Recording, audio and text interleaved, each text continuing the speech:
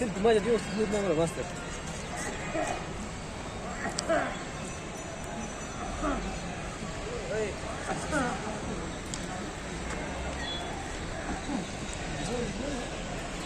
मी आलेलो आहे आळंदी तरी. ही आहे देवाची आळंदी. तुम्ही बघू शकता ह्या इंद्रायणी नदीच्या ठिकाणी जलपर्णी झालेली आहे आणि जलपर्णी is the indicator of the pollution. ज्या ज्या ठिकाणी पोल्युशन असतं, ज्या ज्या ठिकाणी नदीमध्ये अस्वच्छता होती, वेगळ्या वेगळ्या प्रकारची रसायने मिसळली जातात, त्या त्या ठिकाणी जलपर्णी मोठ्या प्रमाणात वाढली जाते. आणि आपण 21व्या शतकात चाललेलो असताना, आपण वेगळे वेगळे प्रोजेक्ट राबवत असताना, देशामध्ये आणि राज्यामध्ये देखील हिंदुत्ववादी सरकार असताना नद्यांची ही झालेली दुर्दशा अतिशय वेदनादायी आहे, क्लेशदायी आहे. याचं जर तुम्ही पाणी बघाल तर पाणी अतिशय एकदम काळ असं पाणी आहे. तुम्ही बघा, हे बघा, हे पाणी तुम्ही मोठे मोठे प्रोजेक्ट राबवतो आपण, मोठ्या मोठ्या नदी स्वच्छताचे प्रोजेक्ट राबवतो, मोठे मोठे पर्यावरणाचे प्रोजेक्ट राबवतो. ह्याच्यासाठी एक वेगळी अथॉरिटी असते, नॅशनल ग्रीन ट्रिब्युनल म्हणून.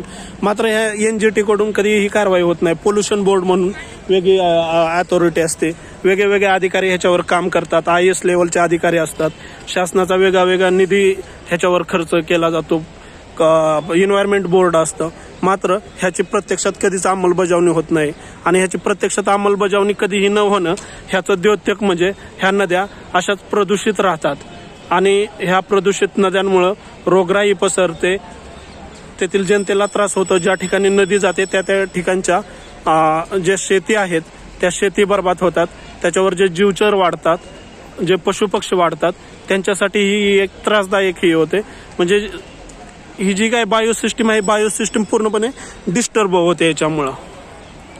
पुण्याचं शहर हे स्मार्ट सिटीचं शहर आहे आणि पुणे शहरापासून आळंदी काही किलोमीटरच्या अंतरावर असताना संध्याकाळच्या वेळी हा जो मी व्हिडिओ घेत आहे, तो व्हिडिओ घेताना मला कधीच चांगलं वाटत नाही. कारण खूप तुम्ही बघू शकता ह्या साईडनं, आता मंदिराची ही साईड आहे, मंदिराच्या साईडनं बॅकवॉटरनं हे जे पाणी येत आहे, हे पाणी प्रदूषित पाणी आहे असं सोडलं जातं आहे. त्याच्यावर कोणतीही प्रक्रिया केली जात नाही, काय नाही.